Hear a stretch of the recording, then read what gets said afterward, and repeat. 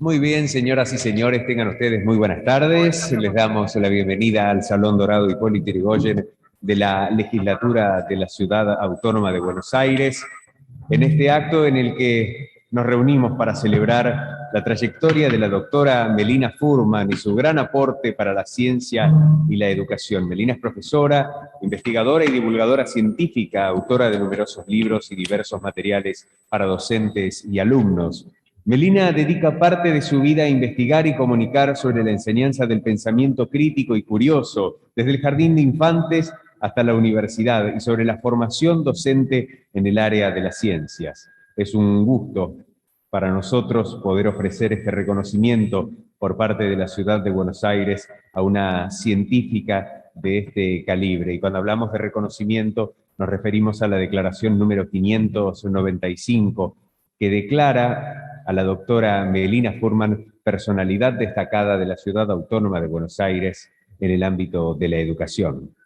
La autora de esta iniciativa es quien encabeza este acto, la diputada Natalia Fidel. Nos acompañan también quienes son coautoras de esta iniciativa, la diputada Marilú González Estebarena, la diputada María Sol Méndez, la diputada Cecilia Ferrero. También en mesa principal acompañan a la autora de la iniciativa y a la doctora Melina Furman. Jerry Garbulski es fundador de TEDx Río de la Plata, director de TED en Español, creador del Mundo de las Ideas y Aprender de Grandes.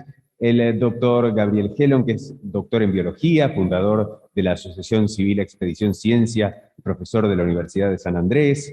Axel Rivas, director de la Escuela de Educación de la Universidad de San Andrés e investigador en política educativa, presidente del Consejo de la Calidad de la Educación del Ministerio de Educación. Y vamos a escuchar a continuación las palabras de bienvenida por parte de la diputada Natalia Fidel. Bueno, muchas gracias.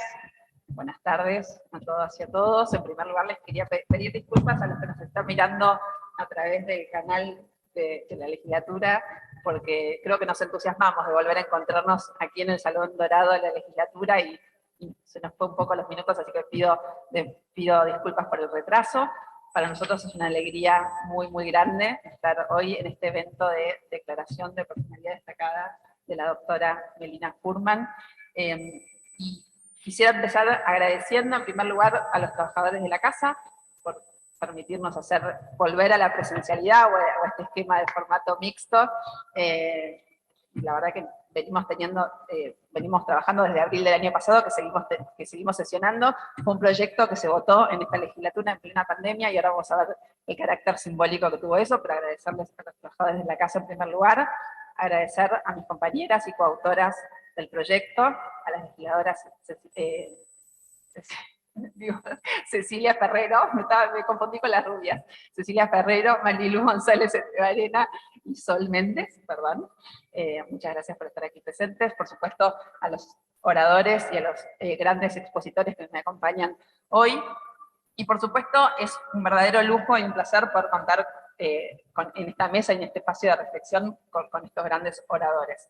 La mayor alegría es poder tener en esta casa, que solemos decir los que trabajamos aquí, que es la casa de todos los porteños y las porteñas, tener acá, recibirla a Melina Furman para hacerle entrega de esta distinción, que es un reconocimiento como personalidad destacada en el ámbito de la educación, que la legislatura le otorga a quienes con su trabajo realizan un aporte significativo para el desarrollo de uno de los pilares más importantes que tenemos como comunidad. En este sentido, Melina tiene muchísimas virtudes, no descubro nada nuevo diciendo esto, pero es tan valioso su aporte que podríamos haberla destacado no solo en el ámbito de la educación, también podríamos haberla destacado como personalidad destacada en el ámbito de las ciencias o de la cultura. Y dentro de esas numerosas virtudes, me gustaría destacar dos que valoro especialmente.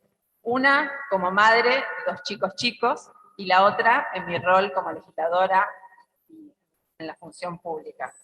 En primer lugar, algo que todos los que conocemos su producción admiramos, es la capacidad de comunicar, de traducir la complejidad a un lenguaje accesible y preciso, que solamente lo pueden hacer quienes tienen un nivel de profundidad y conocimiento tan grande como ella, que pueden hacer eso, comunicar con tanta maestría y naturalidad. Melina tiene el maravilloso don de contagiar pasión e interés por los temas que navega.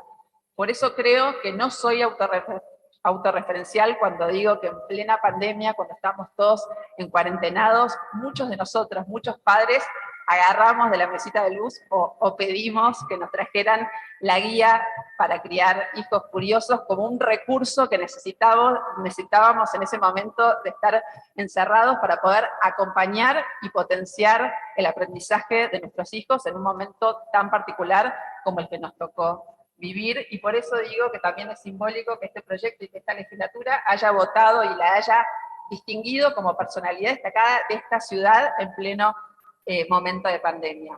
Justamente la divulgación de la ciencia y la educación y de cómo mejorar los procesos de aprendizajes es una tarea fundamental para contribuir y poner sobre la agenda pública este tema, un tema que es prioritario para el desarrollo y para el futuro de nuestro país.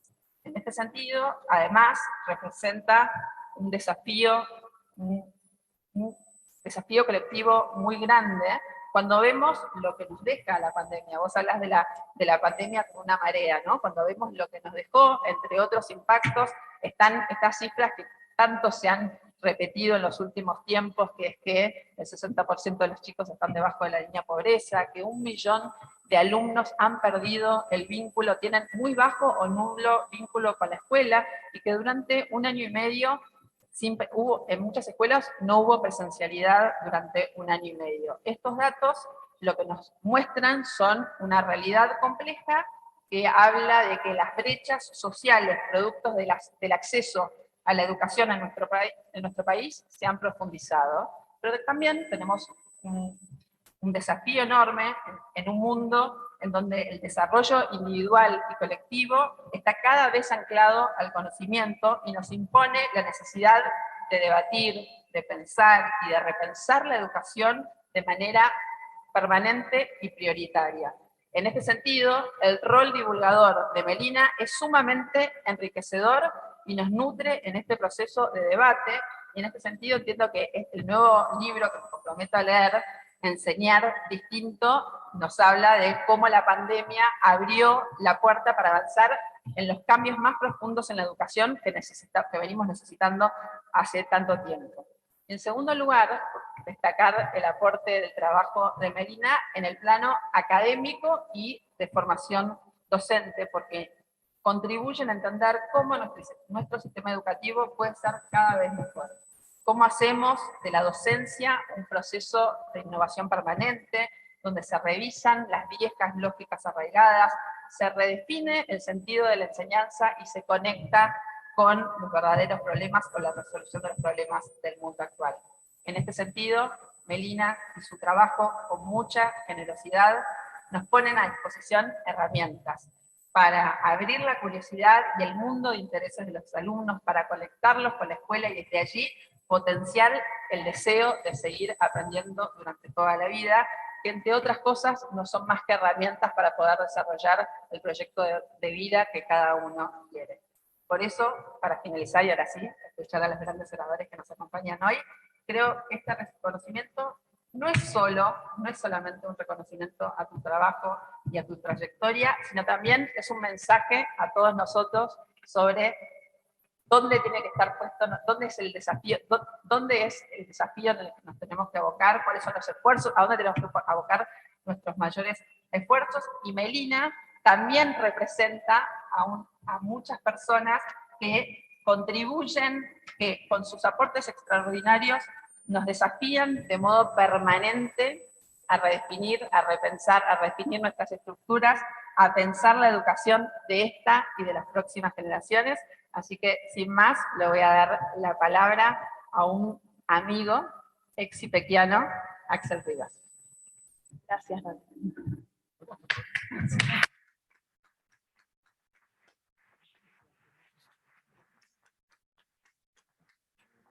Gracias. Un placer estar aquí de manera presencial para honrar a Melina Es un gusto para mí y también representar un poco la universidad donde trabajamos juntos, la Universidad de San Andrés. Acá también hay parte del equipo presente, donde ella está desde hace bastante más tiempo que yo, así que representa también toda una corriente de trabajo. Y valorar especialmente este reconocimiento, primero, que llega al mundo de la educación y que muestra la importancia de resaltar figuras de la educación que a veces son menos conocidas en otros ámbitos. Bueno, obviamente no son estrellas conocidas en los medios de comunicación, pero también necesitan más reconocimiento en otros campos y otras disciplinas, y me parece que Melina representa muy bien el más alto estándar del mundo académico en la educación, y también un compromiso que yo creo que representa el mundo de la educación en particular, que es la búsqueda de cambios, la búsqueda de impacto transformador, no solamente hacer investigación para la comunidad académica, que puede ser muy valiosa, pero que deja afuera a muchas voces y a muchos oídos que necesitan la producción de conocimiento para usarlo y para mejorar la educación. Creo que esa visión de frontera entre la producción científica y la producción destinada a la comunidad educativa, a los docentes, directivos y otros referentes de la educación,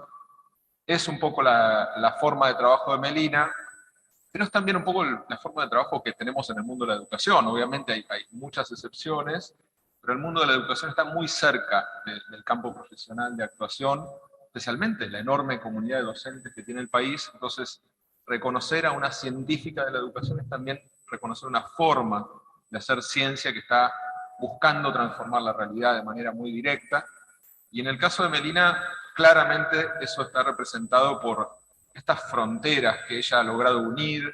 Vos, Nati, lo mencionabas muy bien, la frontera entre el trabajo serio y riguroso de investigación y la divulgación, de pensar en los lectores, de tener siempre la capacidad de traducir pensamientos complejos en ideas que puedan ser digeridas, que puedan ser utilizadas. El último libro es la mejor muestra de eso, porque, bueno, yo tuve el gusto de leer como una versión anterior, porque me pidió hacer el prólogo, tuve ese honor, y ahora cuando recibí el libro, era todavía mucho mejor, porque estaba lleno de imágenes que yo no había visto, y en esas imágenes, en la manera en la cual está pensado el libro, hay un enorme compromiso con el lector y la lectora, que están todo el tiempo ahí presentes, y creo que el libro es una condensación de muchos saberes, de mucha trayectoria de investigación. Es como un libro síntesis, lo cual es muy importante, pero que además va un paso más allá. Yo diría que completa al máximo el camino que uno puede tener como lector, como docente de aula, de no solamente tener la exactitud de las ideas, de lo que muestra el campo científico en la enseñanza, sino lo más cerca de las prácticas, ¿no? Con ejemplos, con actividades, y toda esa dedicación a hacer esa, llamémosle, milla extra, porque uno se puede quedar con el texto, que estaba muy bien, el que yo recibí estaba perfecto, pero esa milla extra es un poco esa demostración de tratar de llegar lo más cerca posible de las aulas, ¿no? Y bueno, y además tengo el lujo de conocerla como docente, compartimos muchas horas de clase, ahora mismo estamos dando una materia juntos en la carrera de grado, y sé su compromiso con la docencia, sé su coherencia entre aquello que predica en los libros y en las charlas, y aquello que hace en la enseñanza. Es más, una anécdota, que el otro día estábamos con un grupo de alumnos y estábamos jugando un juego, y había que poner como etiquetas, y los alumnos de grado le pusieron a Meli una etiqueta que era ticket de salida, ¿no? Entonces, Melina Furman, ticket de salida. ¿Por qué? Porque es una de las rutinas de pensamiento que ella toma de los libros y utiliza en sus clases. Entonces, y las torturo todas las clases con el ticket de salida al final. Y eso es una muestra de que todo el tiempo está usando lo que aprendió en su investigación, en la enseñanza, y además, bueno, desde ya que es una gran persona, es una gran amiga, siempre entusiasta, excesivamente, porque hay que decirlo también, toma más cosas de las que se pueden hacer, pero tiene una gran capacidad de trabajo, mucha capacidad de hacer muy bien todas las cosas que hace, que encara, mucha decisión, mucha capacidad de lograr objetivos y mucha generosidad, porque en todas esas intervenciones, actividades y proyectos que compartimos, siempre está buscando aportar y bueno, y desde ya es un gusto trabajar con ella, así que para mí es un honor estar acá y representar de alguna manera su trabajo en la universidad y felicitarte, Melina, por este gran logro, uno más.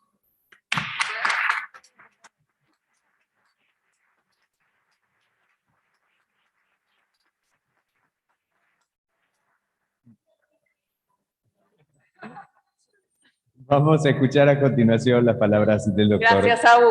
Gabriel Keller. Gracias. Bueno, hoy venía pensando, haciendo la cuenta, pero ya ni me acuerdo en qué año empezamos a trabajar juntos con Meli, pero son muchos, más de 20 creo que trabajé con Meli, mucho más que todos los que están acá. No sé si juntos, pero bueno. Y bueno, ella tiene todos estos libros maravillosos donde te dice cómo ser un docente alucinante, cómo ser un padre alucinante. Y yo quiero publicar un libro, voy a escribir yo, que es ¿Cómo hacer para que tus hijos sean Melina Furman? O ¿cómo hacer para ser Melina Furman? Capaz con Mario y con Jerry podemos juntarnos, nos vamos a llenar de guita. Entonces quería pensar un poquito cuáles son los atributos que uno tiene que tener para ser Melina Furman. O para por lo menos arrimar el bochín. Y pensé en algunos, la lista es larga, así que tuve que seleccionar. Yo diría que una de las primeras cosas, y por favor ustedes me tienen que creer todo lo que digo porque realmente la conozco, es que Melina es osada. Y eso no quiere decir que no tenga miedo, porque realmente muchas veces está con mucho miedo. Yo me acuerdo una vez que volvíamos, no sé de qué provincia, en un avioncito que cae hélice, y ella se movía con todo, y de repente Melina me agarró la mano, pero no en forma amistosa, la verdad que casi me sale sangre, digamos. Y le digo, ¿qué pasa? ¿Tenés miedo? Me dice, no, lo que pasa es que cuando el avión se mueve empiezo a sudar, me late más fuerte el corazón, no puedo respirar bien y me sale una cosa acá. Digo, estás haciendo una descripción perfecta de tener miedo. O sea, tenés miedo. O sea, sí, constato que ella tiene miedo, pero eso es lo realmente interesante, porque ser osado no es manejarse sin miedo, es poder dominarlo, poder hacer las cosas a pesar de eso. Y nunca creo yo que a Meli el temor de algo, y creo que muchas veces fue hizo cosas muy disruptivas, le impidió hacer esas cosas. Incluso, voy a sacar algunos trapitos del sol.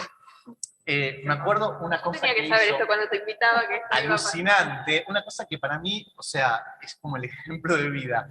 Teníamos un proyecto juntos, ella era muy chiquita en ese momento, yo no sé si se había recibido todavía, pero estaba dirigiendo un sitio de experimentos para niños en internet, cuando esas cosas casi no existían, digamos, no existían las redes, y esto era una red cuando no existían las redes, y era Cartoon Networks cuando no existía Cartoon Networks.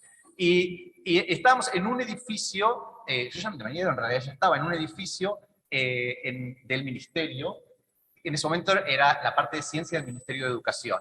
Y tenían unas computadoras que eran para ese proyecto, pero la gente lo quería boicotear. Entonces parte del boicot fue que habían mudado a la unidad que hacía esto a otro. De Ecuador habían mudado a la sede en la avenida Córdoba. Pero ellos se habían enterado, Meli se había enterado de que las computadoras quedaban en el otro edificio. Entonces era una manera de privarlos de lo que necesitaban. Entonces, ¿qué hizo Melina? Fue a la mañana temprano, cuando abría todo y no había nadie en el edificio, alquiló un flete y se llevó las computadoras. Se las llevó al otro edificio del ministerio, con lo cual siempre esas computadoras que estaban inventariadas quedaron dentro del ministerio y no hay que utilizar nada, pero les ganó de mano a quienes estaban haciendo la jugarreta política y así fue que ese que fue un proyecto alucinante, que marcó muchísimo, se pudo hacer porque ella tuvo la locura, o sea, está loca. Digamos, creo que ya no lo haría. Cuando pienso tenía, creo que 25. Pero fue alucinante. Locura, fue un gesto, además, que dice que hay que hacer lo correcto, aun cuando parece raro, digamos. Y otra de las características, diría, que Meli tiene es que no teniendo miedo a las cosas, digamos, o venciendo ese miedo, es que puede estar en todos los detalles. Melina, cuando hace el trabajo de pensar desde un general que tiene que organizar hasta el trabajo del soldado raso.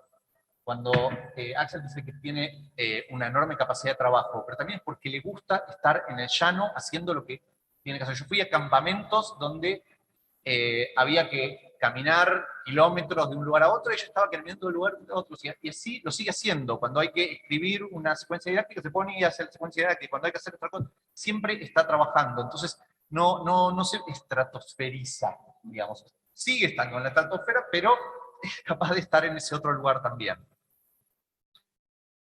Otra de las características, creo, es que Melina tiene una especie de olfato para lo que está mal.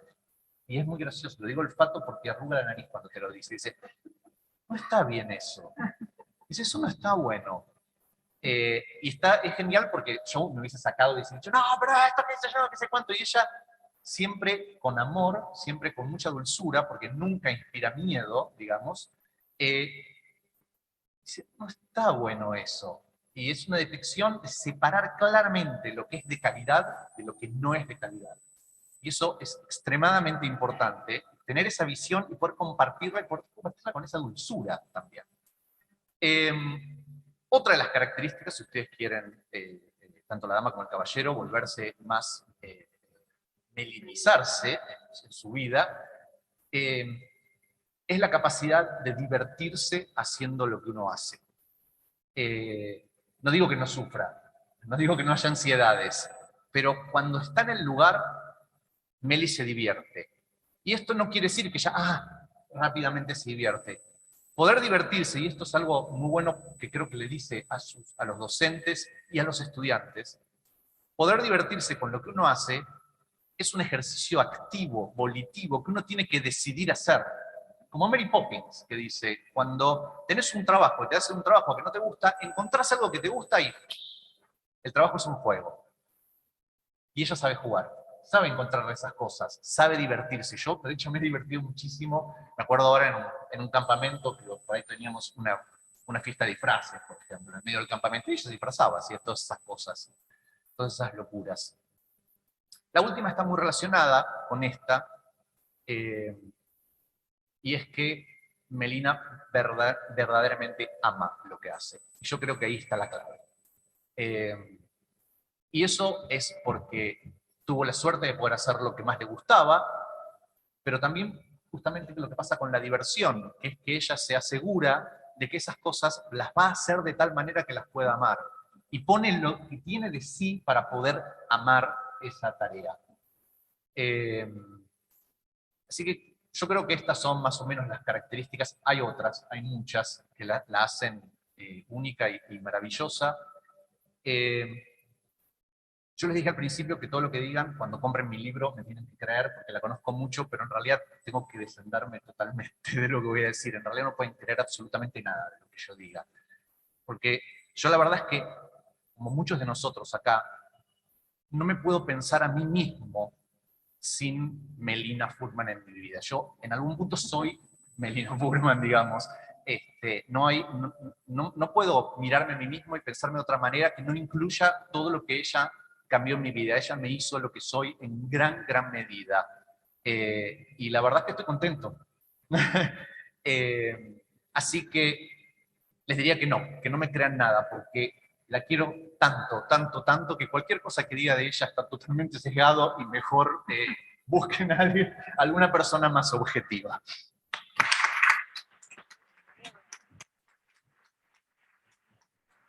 Vamos a escuchar a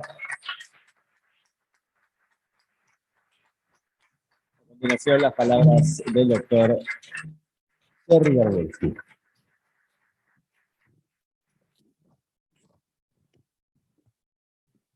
Hola.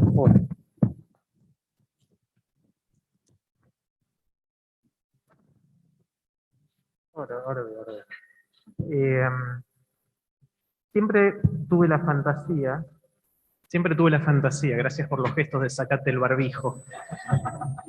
Siempre tuve la fantasía que me invitaran a un panel de 3 oradores, que no coordináramos entre los oradores qué decir, y que me toque último, y que Gaby haya dicho recién prácticamente lo mismo que tenía pensado decir. Después me acordé que con Gaby fuimos compañeros del jardín de infantes. Hay una foto de eso. Pero bueno, voy a decir lo que pensaba decir, que creo que se complementa y refuerza lo que ya se dice, pues esencialmente acá estamos para celebrar a Meli y celebrar que Meli impacte en nuestras vidas. Y pensé que quizás la mejor manera de, bueno, no la mejor, la que se me ocurrió a mí, de hacerlo es con una de las cosas que ella nos enseña a todos, y es cómo hacernos preguntas. Cómo hacernos preguntas para pensar. O sea, no preguntas de cuánto mide el río Nilo, ¿sí? Sino preguntas para pensar, preguntas de las difíciles.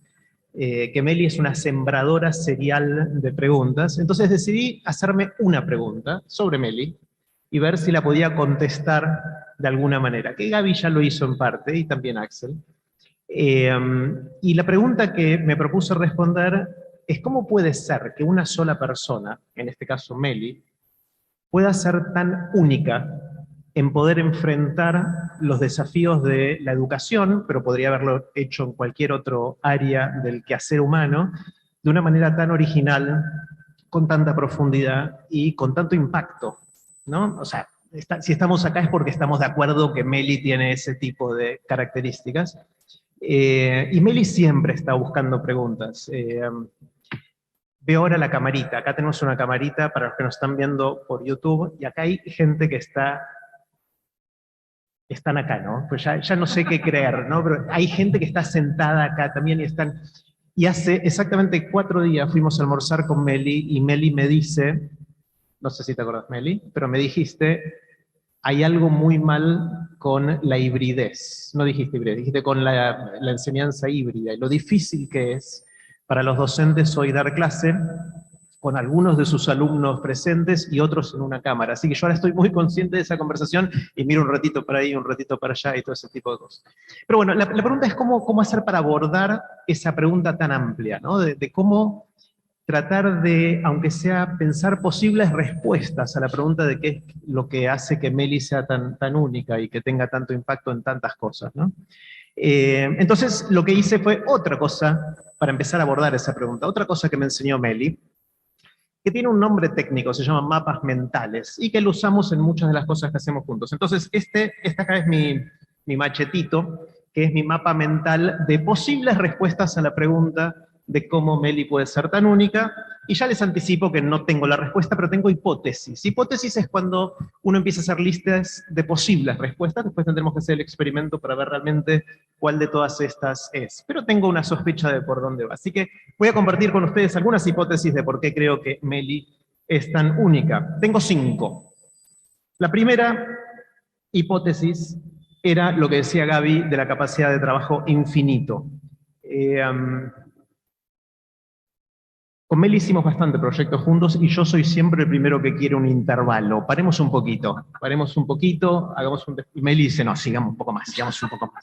Y realmente tiene esa capacidad de liderar, por lo menos a mí, en esa ambición de seguir avanzando a toda costa. Y creo que eso es una componente importante, una buena hipótesis de por qué Meli logra lo que logra, como también dijo Gaby antes, pero no es la única. O sea, Meli no creo que sea única por eso. O sea, hay mucha gente que tiene, bueno, no tanta, pero hay algunos, y ojalá hubiera más, gente que tiene esa capacidad de trabajo, con lo cual eso está espectacular, pero no debería ser suficiente para explicar por qué Meli es tan única. Entonces voy a la hipótesis número 2, que es, creo que Meli le trajo a la educación, por lo menos en nuestros ámbitos, una mirada científica que no era la mirada prevalente. O sea, Meli, viniendo de la ciencia, de la biología, una de las cosas que trajo cuando decidió pegar el salto a la educación es tratar de mirar las preguntas difíciles de la educación como las mira un científico, haciéndose preguntas para pensar, pensando hipótesis y después diseñando experimentos para ver qué funciona, qué no funciona, cómo son las cosas, cómo funciona el mundo, esencialmente, qué es lo que hace un científico. dije, buenísimo, está genial, y de esa manera surgieron un montón de cosas de las que hace Meli, pero tampoco es única en eso. Hay otros que también, no muchos, estaría bueno que hubiera más, pero hay otras personas que también le llevan, Axel, Gaby y un montón de nuestros amigos hacen eso, pero no son tantos en el mundo, ojalá hubiera mucho más. Pero tampoco eso es lo que te hace única, porque hay otra gente que hace, a pesar de que lo haces espectacular y que está buenísimo. Esa segunda hipótesis está bien como hipótesis, pero creo que no va por ahí. Número 3. Meli tiene esa capacidad de mirar los problemas a distintas escalas. ¿Sí? Por ejemplo, el tema de la educación, ella hizo un montón de aportes a nivel sistémico, de todo el sistema, planes de estudio y organizaciones y todo eso, a nivel de la escuela, que sería un nivel intermedio, e inclusive a nivel micro de cada persona que está tratando de enseñar o de aprender o de desarrollar algo. Y también lo hace desde todos los puntos de vista, o desde un montón de puntos de vista. Puede mirar, de nuevo, la mirada política, sistémica, la mirada de los chicos, de los docentes, de los directivos, de los padres y las madres, de los medios de comunicación. Ella está involucrada en todas esas cosas y habla a través y en nombre de, o poniéndose en el lugar de cada una de estas personas. Es bastante único eso. Pero hay otras personas, o sea, está bueno, no hay tantas personas que hagan eso, pero hay algo, eso solo no te hace única, eso solo. Está buenísimo. Número 4. Meli vive haciendo, esto es muy meta lo que voy a decir, Meli vive y hace lo que dice que hay que hacer y vivir cuando uno quiere aprender durante toda la vida. Habla de temas de, acá los que son más del palo de la educación van a resonar con algunos de estos títulos, como la metacognición, la retroalimentación o el feedback, la mentalidad de crecimiento, evocar las memorias y lo que uno va aprendiendo para seguir desarrollando, crear comunidades de aprendizaje. Son todas cosas en las que Meli habla respecto a la educación, a la gente que está interesada en la educación, pero es lo que hace ella como aprendiz, como alguien que quiere recorrer ese camino y aprender ella durante toda la vida. Entonces es muy lindo ver a Meli jugando en los dos niveles, en el nivel personal y en el nivel de decir qué es lo que hay que hacer. Y es muy poderoso, y me tocó verlo esto, primero sentirlo en carne propia y verlo un montón de veces, es muy poderoso cuando alguien te dice qué es lo que hay que hacer y ves qué es lo que está haciendo esa misma persona. O sea, el mensaje tiene una potencia infinitamente superior y Meli es una genia haciendo eso y puede hacerlo, pero no es la única, ¿no? O sea, hay otra gente, no hay muchos, pero hay otra gente que también hace esas cosas, ojalá hubiera más, pero eso solo creo que no la hace única. Hipótesis 5. Hay algo que también se menciona bastante, que lo mencionaron Axel y Gaby, que es la calidez humana. Yo jamás, seguramente alguna vez pasó, pero no la vi a Meli peleándose con nadie. Meli tiene esa capacidad de trabajar en equipo, de formar equipos, de liderar equipos, de ser parte de equipos donde otros lideran, impresionante. De una amorosidad, de una calidez y de una efectividad en las conexiones humanas que prácticamente no vi en otras personas. O sea, tiene esa capacidad de hacer que todo fluya a pesar de que los otros no sean como ella, cosa que es bastante único y especial. Pero no es la única, ¿no? O sea, no hay muchos que hagan eso, pero ojalá hubiera más. Pero eso solo no creo que te haga única, Meli, aunque está espectacular. Entonces, mi hipótesis, después de recorrer las 5 que tuve, o casi mi conclusión, es que cuando una misma persona tiene capacidad de trabajo infinito, tiene la mirada científica aplicada a la educación, tiene la mirada a todas las escalas y desde todos los puntos de vista, hace en su vida lo que dice que hay que hacer a los otros en sus vidas, y tiene la calidez humanas que tiene Meli, eso hace que pueda tener impactos increíbles, y creo que únicos, en la ciencia básica del aprendizaje. Mucho de la investigación que hacemos en Club TED la lidera Meli, y nos hace aprender un montón de cómo los chicos están encontrando sus pasiones. En innovación educativa es increíble, tanto en ideas de cómo hacer las cosas de manera distinta, por un lado, a cómo hacer que las ideas que ya se saben que son las que funcionan, finalmente lleguen al aula después de tantos intentos fallidos. En la construcción de equipos tiene esa capacidad única y de un talento multiplicador que ya está corriendo y esparciendo y logrando un montón de impactos en muchos lugares. Y de la difusión masiva de todo esto que hacemos de tantas maneras, a través de la colección de libros que coordina, lidera, edita, no sé cuál es el verbo correcto, de los libros tuyos, Meli, también, que son todos espectaculares, de las charlas TED de Meli, que ya son clásicos, que no solo fueron vistos millones de veces, sino que se usan para formación docente, para chicos, para padres, para que los padres ayuden a que sus chicos desarrollen mentes curiosas y tantas cosas más. Yo creo que por eso, la combinación de todas esas cosas, eso sí, hasta ahora no conocí nadie como Meli.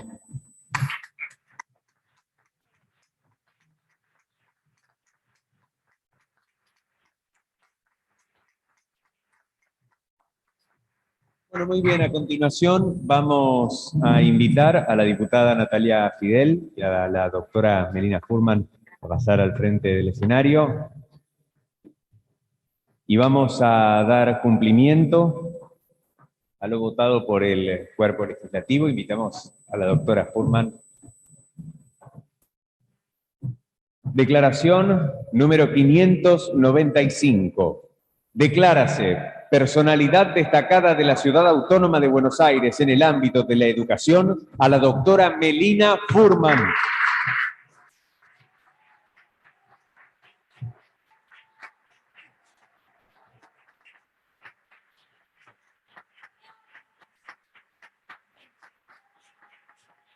Vamos a invitar a las diputadas Marilú González Estebarena, María Sol Méndez y Cecilia Ferrero, coautoras de esta iniciativa, a pasar para la foto, por favor.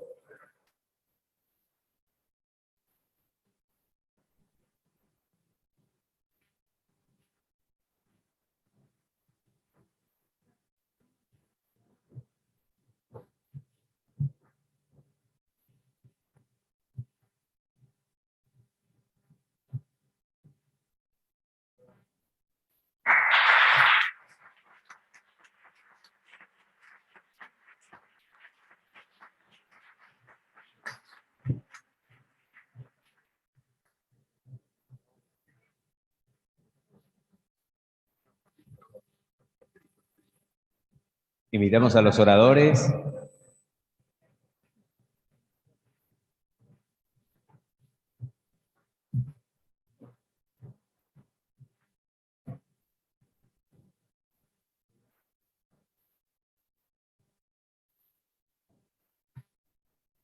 Gracias, pueden retornar a la mesa. Y vamos a escuchar ahora entonces las palabras de la doctora Melina Furman. Wow, ahora me toca hablar y estoy muy emocionada, como si fuera mi cumpleaños, ¿no? Y viene el casamiento, ¿no? Viene. Y a Yani, a Galo, y a mis papás, y a mi hermana, a mi abuela, y a mis tíos, primos y amigos, colegas, todos los que están acá, mi suegro, Ofe, estoy muy emocionada. Voy a tratar de decir lo que había preparado. Gracias a Natalia Fidel y a las coautoras del proyecto y a la legislatura. Gracias a todos por estar. Y estos momentos son simbólicos y te dan el regalo de poner pausa y volver para atrás y mirar un poco las huellas. Y traté de hacer eso en este ratito. Y pensaba algo que decimos mucho siempre con Jerry, ¿no? Cuando uno quiere ver qué es lo que a una persona le apasiona y quiera mirar a qué jugaba de chico. Y yo de chica, y acá tengo a mi víctima para atestiguarlo, mi hermana Vale, jugaba a la maestra. Y la tenía ahí, a pobre. El otro día la tratamos de buscar y no lo encontrábamos. La tenía escribiendo las letras en un cuadernito rojo con el patito en la tapa, una y otra vez, mirando en retrospectiva. Creo que si me viera la gente de didáctica de la lectoescritura, no estaría muy de acuerdo con mis métodos, pero había algo en eso que por ahí no me di tanta cuenta cuando era chica. De hecho, mi primera carrera es biología, pero había algo tratando de destilar, bueno, ¿qué es lo que a mí me apasiona de la educación? Y pensando en aquella jugada de chica, hay algo de la educación que es ese momento cuando el otro entiende algo que no entendía, cuando le cae una ficha, cuando brillan los ojitos, ¿no? Cuando puede hacer algo que no podía hacer antes. Es eso lo que para mí es mi motor de cada día en cualquiera de los espacios, ¿no? Es ese momento el que me llena, me hace vibrar, donde siento que vale la pena. A veces uno piensa en enseñar, y yo siempre en los talleres con los docentes digo que a veces uno piensa en enseñar lo que quiere dar, pero creo que la pregunta para hacernos es qué queremos que le pase al otro, qué va a tener que hacer el otro, la otra, para que eso suceda y cómo lo voy a poder acompañar, ¿no? Cómo voy a poder generar un entorno que sea, por un lado, afectivamente seguro, donde se sienta bienvenido, donde se sienta cómodo, donde si mete la pata no pasa nada, y a la vez cognitivamente estimulante, a la vez que lo lleve más lejos, que lo haga ir más lejos de donde creía que podía ir. Y creo que es eso lo que me hizo, esa sensación de querer hacer eso, y querer seguir haciendo eso siempre, fue la que me ayudó a dar el salto, el volantazo de cambiar de carrera, o de llevarme puesta la biología conmigo en un montón de cosas, pero ir hacia el campo de la educación, eso, y que lo conocí aquí a mi hermano de la vida, amigo del alma, Gabriel Chelón. En ese momento él era mucho más grande que yo, ahora somos iguales, y él ya había hecho ese cambio, pero seguía enamorado de la biología y de la ciencia como gran modo de ver el mundo, y entre los dos soñábamos y seguimos soñando, y empezamos a crear cosas desde ponernos a jugar, a hacer un programa de tele, a nuestros campamentos con Expedición Ciencia, sé que están algunos ahí del otro lado, un abrazo para todos, a escribir libros, a inventar cosas que nos hicieran compartir ese amor por el pensamiento científico entendido como una manera de estar en el mundo, como yo siempre siento que el enseñar a pensar, y en estos años ya me fui moviendo de las ciencias a todas las áreas del conocimiento, pero que enseñar a pensar es como ponerse un par de lentes que te acompañan en cómo estás en el mundo, ¿no? Hay una pedagoga que a mí me gustó mucho leer en mi tesis norteamericana, que se llama Marilyn Cochran Smith, que ella habla de la indagación, inquiry, dice as a stance, como una manera de estar parado en el mundo, una manera de estar, de ser, donde el asunto es hacerse preguntas, estar pensando, estar explorando, estar pasándola bien en esa exploración, en ese aprendizaje, estar haciéndolo con otros, con otras, estar sacando conclusiones de manera rigurosa, esta mezcla que para mí es muy única del pensamiento científico, que tiene una parte más juguetona y más preguntona, con otra parte más rigurosa y más lógica, y en esa combinación para mí se produce como esto que creo yo que como sociedad nos hace bien y necesitamos tanto, no solo para identificar y crear vocaciones, y sí necesitamos más vocaciones en ciencia, en tecnología, más en las chicas, en mujeres, en todos. Necesitamos construir una sociedad basada en el conocimiento, y eso es parte clave, sino también para todos los que no van a ser ni científicos ni científicas, que van a hacer cualquier otra cosa, pero que ese hábito de hacerse preguntas y de explorar y de reflexionar y de pensar uno y con otros nos empodera para la vida.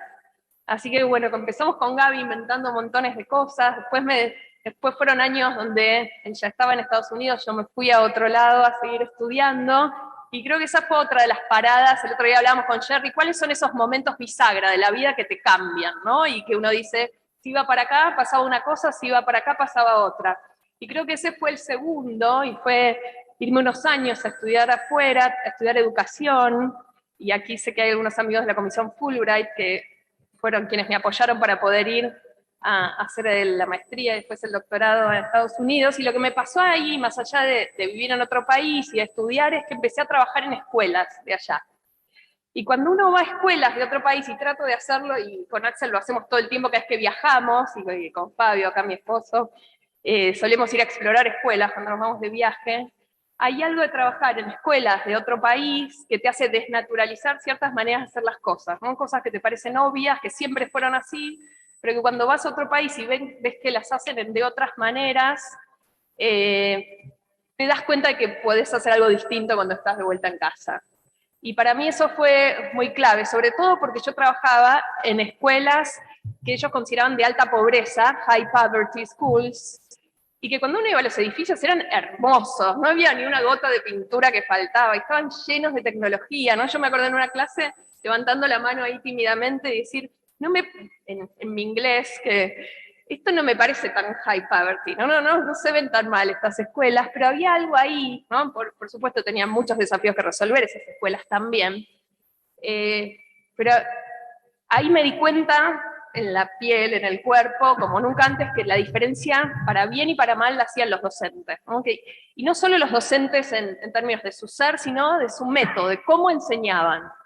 Y había docentes que hacían maravillas con el mismo grupo que otros dos, y las mismas condiciones que otros docentes les costaba mucho más. Y tenía que ver no tanto con el carisma, sino con la metodología. Y que creo que la buena noticia de eso es que es algo entrenable, aprendible, ¿no? Y que hay mucho por seguir nutriendo cuando uno enseña de esas capacidades más técnicas de la enseñanza que hacen que uno pueda realmente hacer que los demás aprendan, ¿no? Que no es solo que a alguien le tocó la varita mágica de su buen docente, es un oficio, es un arte, es una profesión que se va profundizando con el tiempo, y por lo menos yo siento que ahí es donde es mi metro cuadrado, mi baldosa de incidencia donde quiero contribuir. Y después cuando volví de Estados Unidos, en realidad no estaba volviendo todavía, era un diciembre, y yo tenía que volver a fin de año, y me sonó un teléfono desconocido, atendí, y era Mario Podestá, que está aquí, que es mi otra gran coequiper de estos años, que nos habíamos conocido casualmente por ahí, y me dijo, ¿dónde estás? No nos conocíamos, muy a lo Mario. Digo, Estados Unidos, en una semana defiendo la tesis, creo que ya me vuelvo. Dice, bueno, venite porque te estamos esperando acá para hacer cosas espectaculares. Y ahí volví, nos conocimos, y fue así, flash también, y empezamos a hacer cosas juntas en escuelas de todo el país. Ella venía de muchos años de trabajar en mejora escolar, y me fue llevando, y fuimos aprendiendo juntas también esto de qué significa tratar de generar cambios en sistemas complejos como los sistemas educativos, en escuelas de distintas provincias, en contextos de mucha vulnerabilidad, y ahí aprendimos, y mientras íbamos haciendo investigación de qué funcionaba y qué no, y cómo, ¿no? Y cómo ir logrando de a poquito mover esa aguja, y aprendimos montones de cosas, que aprendimos que si los directivos, sin tenerlos en el barco, no alcanzaba, que había que acompañar a los docentes con buenos materiales, con buenos recursos de calidad, estando ahí, poniendo el cuerpo para que las cosas sucedan, que no alcanzaba con ir y sensibilizar y después irse, que había que ser parte del proceso, y un mantra que Mario siempre dice, a mí me acompaña, y es que los cambios no operan por demolición, que se construye sobre lo que hay, sobre lo que se sabe y sobre lo que se puede. Y creo que esa es la visión sobre la innovación educativa que todavía me guía hoy, con una nueva escala, y es haberme encontrado con Axel en estos años de seguir pensando la educación de manera más sistémica, ¿no? Y nadie mejor como mi maestro, ¿no? De tratar de mirar con un zoom más grande y entender los procesos. Y Axel me enseñó varias cosas que trato de poner en práctica. Primero es que la innovación se construye sobre los hombros de gigantes, ¿no? Donde mirando esos pioneros, esas pioneras que hicieron cosas increíbles por ahí hace más de 100 años y que todavía siguen siendo innovadoras. Una frase de Axel es, cuando muestra, por ejemplo, casos de, no sé, las escuelas Montessori, o la escuela del maestro Iglesias aquí en Argentina, o el jardín de la señorita Olga. Si la escuela fuera así, no estaríamos hablando de innovación educativa, no haría tanta falta. Y también esta idea que para mí fue muy reveladora cuando se la escuché por primera vez, que es que hace falta trabajar en un cambio en doble velocidad, donde por un lado trabajemos, y esa es la parte que se las dejo más a otros, pero que hay que hacer, en los cambios sistémicos de política educativa, de condiciones de trabajo, de los docentes, cuestiones muy de fondo, pero en paralelo sin olvidarnos de lo que pasa dentro de las escuelas. de lo que pasa al interior de cada aula, de cada institución, y ahí hay un montón que podemos seguir haciendo. Una de las cosas que a mí más me reveló hacer investigación, y aquí está el equipo, ahí está Mari Luzuriaga y Mario, con quien venimos haciendo investigaciones en esto, es que estamos muy lejos en Argentina de una educación que fomente este pensamiento curioso, este aprendizaje autónomo, estas grandes ganas de aprender toda la vida. Estamos lejos. En un estudio que hicimos con las chicas acá con el equipo en Ciudad de Buenos Aires, nos pusimos a ver, bueno, a qué se dedica el tiempo de clase. Y miramos un grupo representativo de 75 escuelas de la Ciudad de Buenos Aires, escuelas estatales, y fuimos a ver, bueno, en qué se ocupaba el tiempo de clase en séptimo grado, qué hacían los chicos. Y fuimos a mirar los cuadernos y tratamos de categorizar cuánto tiempo se dedicaba a actividades que son de repetir, de copiar del pizarrón, actividades que son más de estudiar sin entender o de recuperar información medio de memoria, y cuánto tiempo a todo lo demás. Y lo que encontramos nos puso la piel de gallina, incluso a nosotras que íbamos con bastante escepticismo, y encontramos que el 80% del tiempo de clases se dedica a tareas repetitivas, de poca intensidad, a pesar de mucho esfuerzo de los docentes y de mucha garra, ¿no? Pero hay algo ahí muy sistémico de cómo enseñamos que hay que cambiar. Y yo siento que esa es mi obsesión, mi batalla, y creo que la buena noticia, y lo veo todo el tiempo, es que es posible cambiarlo, y que cuando los cambios suceden son muy hermosos y que empiezan a suceder bastante rápido, ¿no? Que hay un montón de docentes dejando la vida en la cancha, pero que a veces, trabajando con más herramientas, logran cosas distintas. Aquí está Emi Larsen, también amiga querida, con la que hicimos ahora un proyecto en la Universidad de San Andrés, se llama Las preguntas educativas entran al aula, y lo que hicimos fue tratar de entrar con algunos caballos de Troya, muy chiquitos, también término de Axel, estos que entran al aula y cambian la cultura del aula, como trabajar sobre las rutinas de pensamiento, o trabajar por proyectos. Volviendo a la marea de la pandemia, creo que esta marea de la pandemia que nos dejó con mucho para mitigar de los daños, y que realmente la situación en educación hoy es muy grave. Pero algo que pasó fue que hubo un borbotón de creatividad pedagógica de muchos docentes, desde jardín de infantes ni hablar, primaria, secundaria, en la universidad, que nos tuvimos todos que reinventar para seguir enseñando a distancia, y que hay algo ahí de recoger, ¿no? De muchos docentes que empezaron a evaluar distinto, dado que no se podía tomar la misma prueba escrita a distancia sin que se copien, y pensar, y bueno, entonces, ¿qué puedo hacer, no? ¿Cómo puedo hacer una prueba que no sea copiable? ¿Cómo puedo hacer una prueba más parecida al modo en que producimos conocimiento y trabajamos en la vida real? ¿Cómo hacemos, dado que no hay tiempo para elegir qué es lo importante y qué no tanto? ¿Cómo hacemos para conectar el contenido con la vida real, para redoblar la apuesta por la motivación, por el entusiasmo?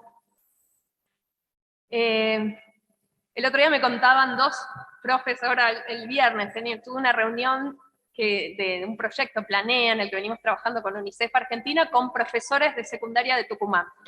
Y empezaron a trabajar con otra lógica en sus clases. Eran dos profes de matemática.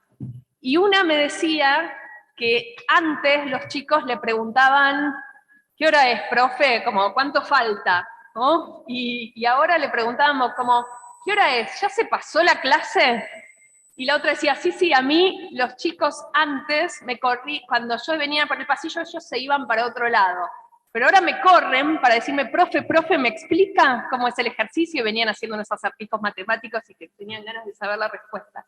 Y esa anécdota sucede todo el tiempo. Cuando los docentes empiezan a enseñar distinto, lo que se genera del otro lado pareciera magia, pareciera difícil de creer, pero pasa todo el tiempo, y en ese sentido soy optimista. Creo que hay mucho por seguir cambiando y que ese cambio es posible. Así que gracias de vuelta, Natalia, y a toda la legislatura, y a toda la familia que están acá, a mis padres sobre todo, por apostar siempre por la educación. Aquí voy a llorar, pero hay una anécdota que cuento algunas veces, de cuando era chiquita, que es cuando se me cayó un diente, venía el ratón Pérez, en mi casa no traía plata, no traía juguetes, traía un libro, siempre traía un libro, el ratón Pérez, Así salí, ¿no? Lo que, es parte de lo que, es lo que hay que hacer, tiene que traer libros Ratón Pérez. Y creo que en toda mi familia, y aquí está toda mi familia presente, gracias por estar acá, siempre hubo un ADN muy implícito, pero muy presente del amor por el aprendizaje y el conocimiento, así que gracias. Gracias a todos, gracias a Fabio y a Ian y a Galo, que son los que le dan sentido a cada día, acompañan. Se ríen un poco de esto de la persona destacada, me parece muy bien. Bueno, gracias a todos por estar acá.